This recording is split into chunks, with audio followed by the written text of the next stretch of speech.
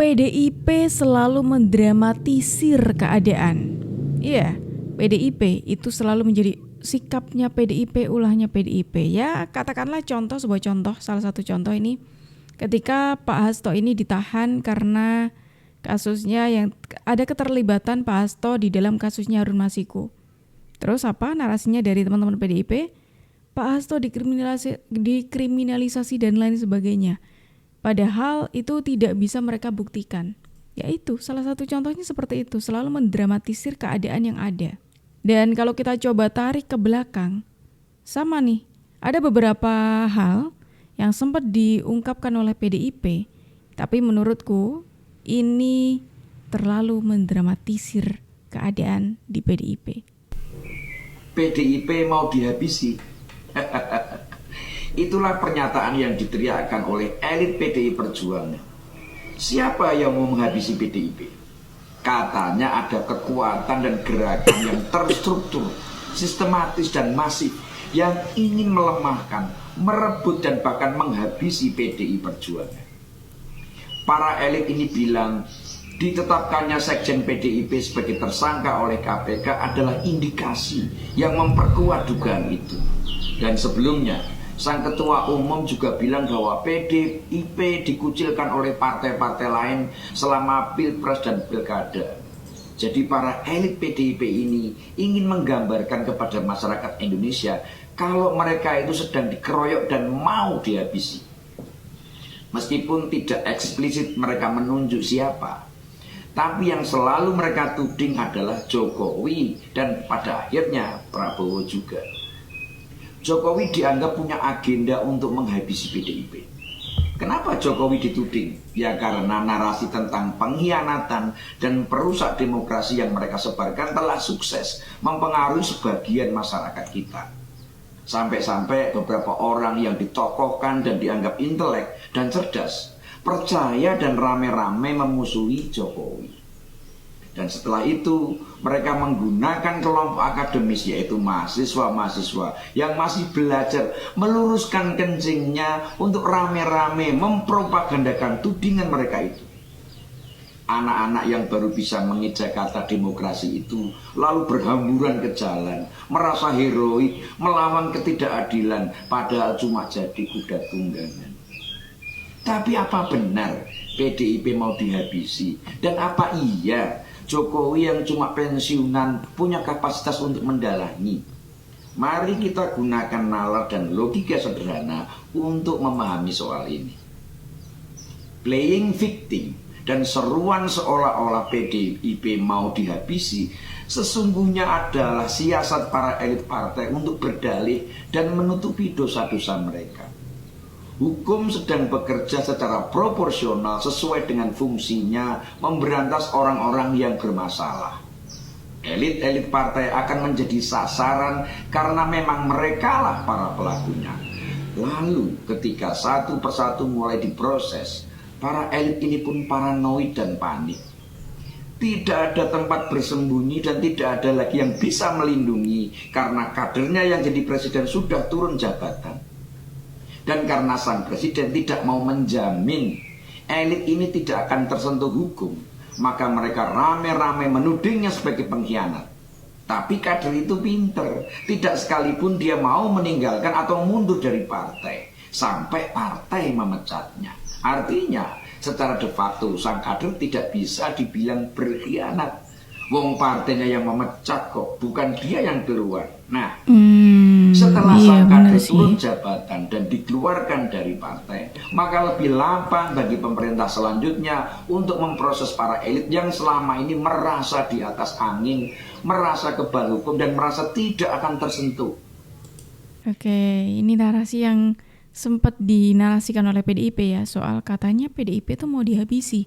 Ini narasi lama teman-teman, narasi yang ada ketika pilkada, pilpres kemarin, dan selalu kayak momentum-momentum seperti itu selalu dimanfaatkan dengan membangun narasi-narasi seperti ini. Dan kalau dipikir siapa sih yang mau ngabisin PDIP itu siapa sebenarnya? Gak ada, itu cuma narasi mereka aja gitu loh.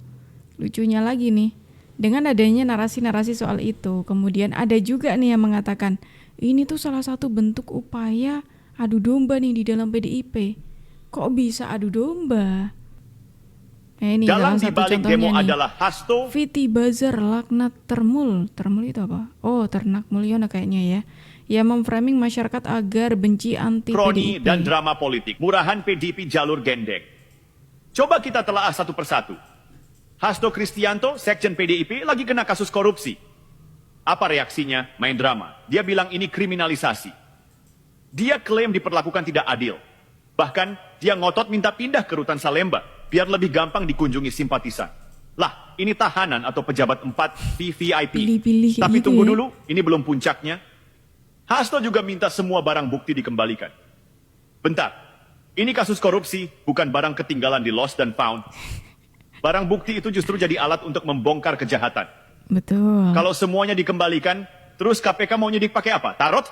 Nah, Oke, iya bener kita juga geser ya. dikit ke demo-demo yang belakangan ramai.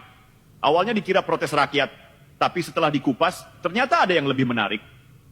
Banyak indikasi bahwa dalang di balik demo ini ya, mereka-mereka juga, PDIP dan kroninya. Kenapa? Karena mereka nggak terima Hasto diobrak-abrik KPK.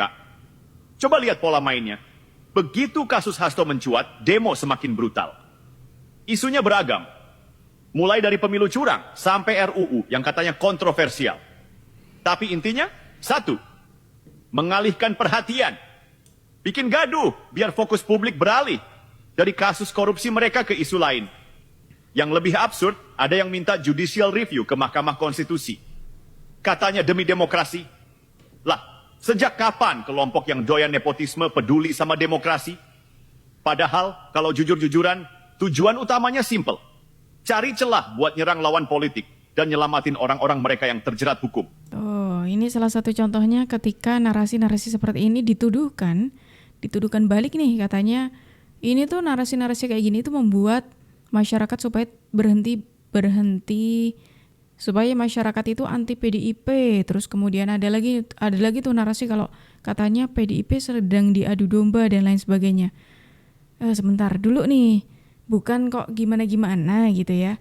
Kalau masalah PDIP diadu domba, internalnya diadu domba, kok kayaknya enggak deh. Soalnya kalau kita bicaranya PDIP terpecah dan lain sebagainya gitu ya. Ya kondisinya memang benar kan, PDIP sudah beda jalan semuanya nih gitu. Bahkan hal itu sudah diakui oleh kadernya sendiri. Ada yang pengen segera patuh, ada kepengen yang maksudnya nanti aja kita lihat perkembangannya dulu kayak apa. Kemudian ada yang mengatakan udah nggak usah masuk. Tapi ada 3 klaster yang sedang berdinamika. Tuh, Di PDIP sendiri ya, Iya, di kawan-kawan kalau diakui pada sama Pak Bambang diskusi Pacul kan loh gitu ini loh. ya. Lah kalau di kotanya kok sampai hari ini belum ada, yang kemarin kok belum ada orang kader PDI Perjuangan yang dipanggil ke Kartanegara. Ya bang belum, tetapi hari ini kan juga masih ada. Kita juga ngerti ya, mari kita amati bersama. Siapa tahu Pak Bambang Pacul nanti dipanggil. Tuh kan ini sudah diakui oleh Pak Bambang Pacul. Makanya ini tuh sebenarnya sudah semakin memperkuat ya kalau PDIP kondisinya lagi nggak baik internalnya. Terus hubungannya juga ada perpecahan di dalamnya. Tapi kenapa itu jadi dilempar tuh? Lempar batu sembunyi tangan ketika ada narasi yang seperti tadi kita dengar. Itu kemudian dituduhkan kepada orang-orang yang katanya Ternak Mulyono tadi gitu loh, yang mengucapkan ini supaya masyarakat anti PDIP lah, yang mengatakan supaya ini untuk memecah belah PDIP dan lain sebagainya. Lah faktanya lo gimana? Akhirnya Nokia dan BlackBerry nggak kuat, hancur karena tidak mampu bersaing dan tidak mampu beradaptasi dengan perkembangan zaman. Apa yang terjadi pada partai P3 sekarang, ini juga bisa terjadi pada PDI Perjuangan. PDI Perjuangan dulu dikenal sebagai partai yang militan, partai anak muda dengan semangat yang kuat untuk bertarung di dunia politik dengan simbol Megawati sebagai bentuk perlawanan. Tetapi semakin ke sini, PDI Perjuangan semakin terlihat tua, gemuk, dan lamban. Apalagi simbol PDI Perjuangan yaitu Megawati semakin bertambah usia dan akhirnya dipersepsikan sebagai partai nenek tua yang jelas nggak menarik buat anak muda untuk bergabung di dalamnya. Apalagi figur-figur di PDI Perjuangan juga banyak figur-figur tua yang bukan representasi anak muda. Sehingga membuat banyak anak muda lebih memilih Golkar karena Golkar lebih banyak merekrut anak-anak muda untuk menguasai Senayan dan juga menjadi kepala daerah. Golkar berhasil melakukan kaderisasi dan perubahan dalam partainya yang dulu disebut sebagai Partai Orde Baru. Suara Golkar naik signifikan di pemilu 2024 ini dan meraih posisi nomor 2 sesudah PDI Perjuangan yang suaranya menurun. Situasi ini seharusnya bisa dijadikan warning buat PDI Perjuangan. Bisa jadi kalau PDI Perjuangan tidak melakukan rebranding dan repositioning dari sekarang, maka suaranya akan terus menurun sampai bisa hilang seperti P3 di 20 atau 30 tahun mendatang. Sebagai sampai alarm segitu saja ya? nih, untuk pilgub Dikasih DKI peringatan sekarang tuh. saja, PDI Perjuangan masih mengajukan figur kader yang itu aja yang punya potensi seperti Risma yang juga sudah dianggap tua. Padahal pemilih di DKI Jakarta sudah diisi oleh anak-anak muda yang progresif dengan sudut pandang berbeda dari orang tua. Kenapa PDI Perjuangan gak berani mencalonkan darah segar seperti Once Mekel misalnya sebagai calon gubernur, penyanyi yang berhasil menumbangkan nama-nama besar seperti Masinton, Enrico dan lain-lain di pemilu 2024 kemarin? Butuh keberanian yang luar biasa buat partai sekelas PDI Perjuangan untuk mencetak kader-kader baru dan berkelas di pentas politik daerah dan nasional. Jangan sampai para politisi tua keenakan duduk dan gak mau berganti sehingga nama partai semakin lama semakin merosot dan pada akhirnya mati.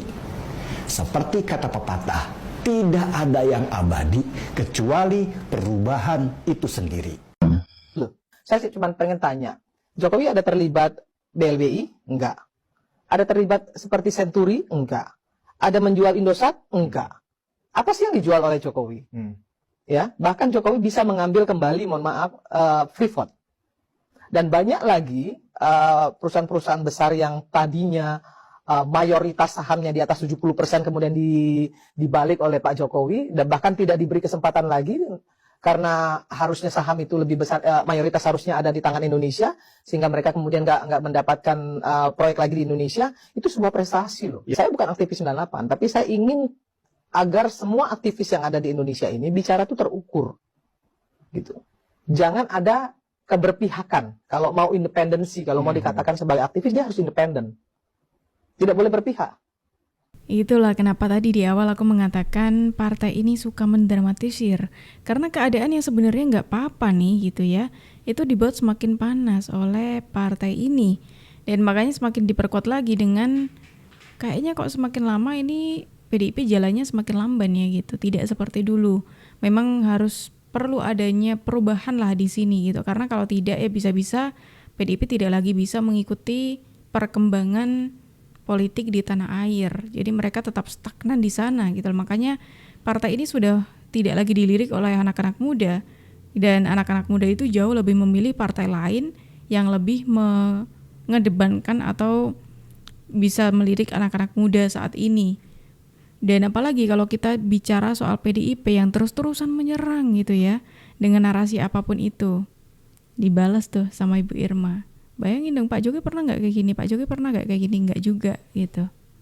Gimana kalau menurut kalian teman-teman? Silahkan tulis pendapat kalian di kolom komentar ya. Dan teman-teman semuanya terima kasih banyak karena kalian sudah menemani aku dari awal sampai akhir. Aku Juju pamit undur diri. Sampai jumpa.